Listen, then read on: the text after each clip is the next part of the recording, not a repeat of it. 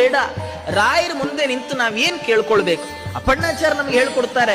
ಅವರು ಹೇಳ್ತಾರೆ, ರಾಯರ ಮುಂದೆ ನೀವು ನಿಲ್ತೀರಲ್ಲ, ರಾಯರ ಮುಂದೆ ನಿಂತಾಗ ಅವರನ್ನು ಕೇಳಿ, ಸ್ವಾಮಿ ನಂಗೆ ಒಳ್ಳೆ ಮನೆ ಬೇಕು, ಒಳ್ಳೆ ಕೆಲಸ ಬೇಕು, ಒಳ್ಳೆ ಸಂಬಳ ಬೇಕು, ಒಳ್ಳೆ ಉದ್ಯೋಗ, ಮತ್ತೊಂದು ಬೇಕು, ಮಗದೊಂದು, ಅದೆಲ್ಲ ಕೇಳ್ಬೇಡ್ರಿ.